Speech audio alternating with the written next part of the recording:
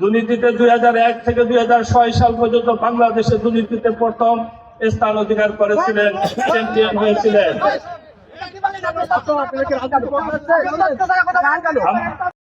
এই দুর্নীতিকে আমরা চাই। আমি একটু সবাইকে ধৈর্য ধরার জন্য অনুরোধ করবো, আপনারা একটু ধৈর্য ধারণ।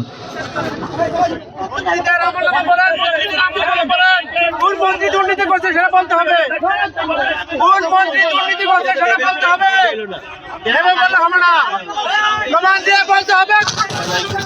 ধারণ করার জন্য আহ্বান জানাচ্ছি, সবাই একটু ধৈর্য ধারণ করবেন।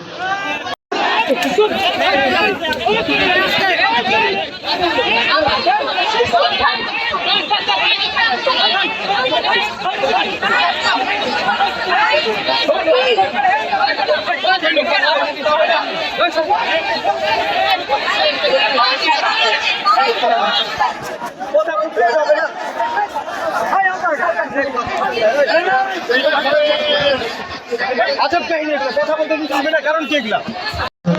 আমি নির্যাতিত, আমাকে মারলো এখন আপনার দল, আপনার দল আমাকে মারলো, চেয়ার দিয়ে পিটাইলো।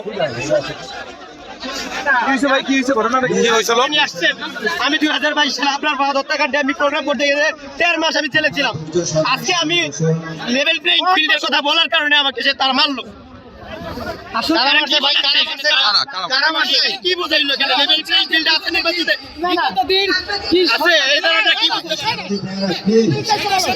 আমি শুধু এটা বলছি যে দুর্নীতি বাংলাদেশ উন্নয়নের জন্য 1 নম্বর সমস্যা হচ্ছে দুর্নীতি।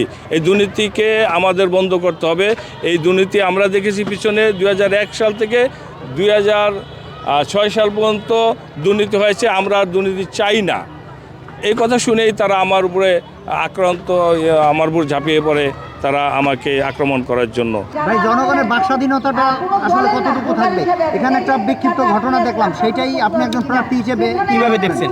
আসলে বাক স্বাধীনতা সব ঠিক আছে, কিন্তু যারা আমি যতটুকু জানতে পেরেছি, আসলে আমি অতটা জানি না কেন হয়েছে, যতটুকু বসে মানে তাদের বক্তব্য হলো তথ্যভিত্তিক তারা চেয়েছিল। যদি তথ্যভিত্তিক না হয়ে এখানে একটা নির্দেশ ছিল যে কাউকে কোনো স্পেসিফিক কাউকে কোনো দোষারোপ না করে, কোনো দলের প্রতি দোষারোপ না করে সমীহভাবে সবাইকে কথার জন্য বলা হয়েছিল। যদিও সেই ক্ষেত্রে আপনার তথ্য ভিত্তিক না নিয়ে কথা বলা হয়েছে, যার জন্যেই সাধারণ ওই থেকে দর্শকদের ভিতর থেকে কথা বলে এসেছে যে আপনারা প্রার্থীরা যে আচরণগুলো নিয়ে সুজন যেটা কাজ করেছে, সেই সুজনের ওই যেই নিয়ে কাজ করেছে ওটুকুর মধ্যে থাকেন, তাদের আসলে প্রশ্নটা এরকমই ছিল।